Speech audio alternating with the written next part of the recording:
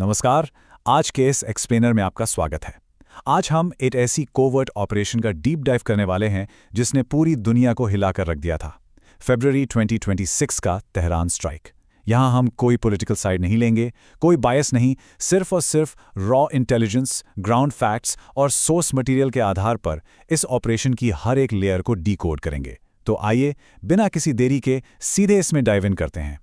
सबसे पहला और सबसे बड़ा सवाल दिमाग में यही आता है ना कि आखिर इंटरनेशनल इंटेलिजेंस ने इतनी टाइट सिक्योरिटी, मेरा मतलब है 3 लेयर्स की हैवी सिक्योरिटी और जमीन के इतने अंदर बने बंकर्स को बाईपास करके एक सुप्रीम लीडर को ट्रैक कैसे किया। एक ऐसा लीडर जो पिछले 36 सालों से दुनिया के सबसे हाईली प्रोटेक्टेड लोगों में से एक था। सुनकर लगता है ना कि ये तो बिल्कुल नामुमकिन है, पर सच मानिए सालों की प्लानिंग ने इस मुमकिन को कैसे मुमकिन बनाया, ये आगे देखकर आप हैरान रह जाएंगे।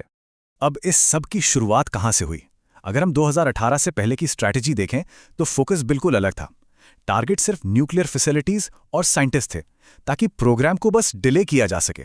लेकिन 31 जनवरी 2018 को गेम पूरी तरह पलट गया। तेहरान के शोराबाद वेयरहाउस से आधी टन, हाँ, half a ton secret documents चुराए गए। ये इजराइल के लिए एक बहुत बड़ा रियलिटी चेक था। इन डॉक्यूमेंट्स ने जमीन के नीचे छुपे एक मैसिव अंडरग्राउंड नेटवर्क का खुलासा किया। इसके बाद स्ट्रैटेजी क्लियर थी। अब फैसिलिटीज नहीं, बल्कि सीधे सुप्रीम लीडर को ही एलिमिनेट करना होगा, क्योंकि बिल्डिंग्स तो बार बार दोबारा बनी जाती है ना। The fortress, pastor street compound. नए लक्ष्य के रास्ते में सबसे बड़ी रुकावट उनका अपना घर था। 30 एकड़ में फैला एक अभेद्य किला जिसमें 50 से ज्यादा टॉप गवर्नमेंट ऑफिसेस थे। इसकी सिक्योरिटी इतनी टाइट थी कि इसे 3 लेयर्स में बांटा गया था। पहली लेयर सिर्फ इंडिविजुअल बिल्डिंग्स को सिक्योर करती थी। दूसरी लेयर कंपाउंड के 350 मीटर रेडियस के चप्पे चप्पे पर नजर रखती थी। पर जो इनरमोस्ट लेयर थी, मेन रेजिडेंस यानी बेते रहबरी के 500 मीटर के दायरे में, वहां सिर्फ वलीए आम्र के गार्ड्स थे। ये वो एलीट गार्ड्स थे जो डायरेक्टली सिर्फ और सिर्फ सुप्रीम लीडर को रिपोर्ट करते थे। यानी वहां तक किसी बाहरी इंसान का पहुंचना लगभग इम्पॉसिबल था। और सुनिए, अगर आपको लगता है कि सरफेस की सिक्योरिटी सब कुछ थी, तो बिल्कुल गलत। असली किलेबंदी तो जमीन के नीचे थी। सोचिए, एक ऐसी हाई स्पीड लिफ्ट जो मेन बंकर तक पहुंचने में पूरे 5 मिनट लेती थी। तेहरान के नीचे 5 किलोमीटर लंबा एक पूरा टनल नेटवर्क बिछा हुआ था, जो काफी दूर बने लवेजान बंकर नेटवर्क से जुड़ा था। और इस अंडरग्राउंड दुनिया की सबसे हैरान करने वाली बात क्या थी? इसके 8 हिडन एंट्री और एग्जिट गेट्स आम जगहों पर खुलते थे, जैसे स्कूल्स, हॉस्पिटल्स और पार्किंग लॉट्स। इसका मतलब यह था कि टॉप लीडरशिप किसी को भनक लगे बिना पूरे शहर के नीचे ही नीचे ट्रैवल कर सकती थी। Building the intelligence web. आइए देखते हैं ये खुफिया जाल आखिर कैसे बुना गया। इतने खतरनाक किले को भेदना कोई बच्चों का खेल तो था नहीं। मोसाद और CIA ने लिटरली हर एक तरीका आजमाया। ग्राउंड पर देखें तो प्लम्बर्स, सफाई वाले और कचरा एनालाइज करने वाले लोकल डिसिडेंट्स तक को यूज किया गया। साइबर एस्पियोनेज में टॉप ऑफिशियल्स के फोन्स में चुपचाप पेगासस स्पाईवेयर डाला गया, और आसमान से वहां तो अलग ही लेवल की निगरानी थी। OFAC और KH-11 जैसे सैटेलाइट्स जो सिर्फ परछाइयां देखकर उनकी हाइट और मूवमेंट कैलकुलेट कर लेते थे। साथ ही ओरायन सैटेलाइट्स जो हर छोटे से छोटे वॉकी टॉकी सिग्नल को इंटरसेप्ट कर लेते थे। पर आप जानते हैं, कई बार सबसे आधुनिक सिक्योरिटी में भी एक छोटी सी गलती भारी पड़ जाती है। ईरान ने कंपाउंड के अंदर और आसपास हजारों चाइनीज मेड सिक्योरिटी और ट्रैफिक कैमरास लगवाए थे। इजराइल की यूनिट 8200 ने इनमें बस एक रिमोट कोड एग्जीक्यूशन बग पकड़ा। एक सिंपल सा सॉफ्टवेयर अपडेट नहीं हुआ था, और बूम, उन्हें पूरे कंपाउंड का 24/7 लाइव विजुअल फीड मिल गया, एकदम डायरेक्ट एक्सेस। अब मुद्दा यह था कि इतने सारे कैमराज, इंटरसेप्ट किए गए कॉल्स और ग्राउंड रिपोर्ट्स का डेटा इतना ज़्यादा मैसिव था कि किसी इंसान के लिए इसको प्रोसेस करना बिल्कुल असंभव था। यहाँ एंट्री होती है प्रोजेक्ट मेविन की, एक पेंटागन इंटीग्रेटेड AI सिस्टम।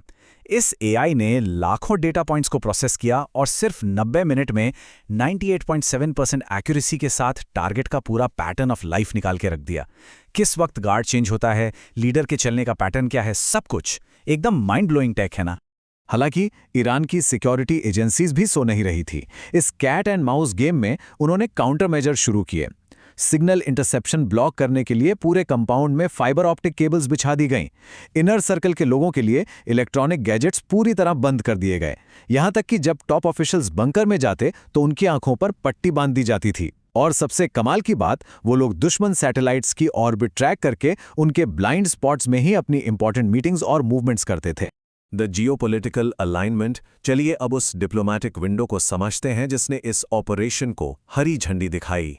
देखिए, ये सब एक दिन का फैसला नहीं था, एक पूरी टाइमलाइन थी इसके पीछे। नवंबर 2024 में यूएस प्रेसिडेंशियल इलेक्शन के रिजल्ट्स ने डिप्लोमैटिक लैंडस्केप को पूरी तरह बदल दिया। इसके ठीक बाद जून 2025 में ऑपरेशन राइजिंग लायन के नाम से जॉइंट एयर स्ट्राइक्स शुरू की गईं। और आखिर में नवंबर 2025 आते आते टॉप लीडरशिप द्वारा एक स्ट्रिक्ट डेडलाइन सेट कर दी गई। Q1 2026 में इस एलिमिनेशन ऑपरेशन को किसी भी हाल में एग्जीक्यूट करना ही होगा। फिर आया वो सबसे क्रूशल दिन, 27 फरवरी 2026। अचानक एजेंसीज को एक ग्राउंड ब्रेकिंग इंटेल मिलती है।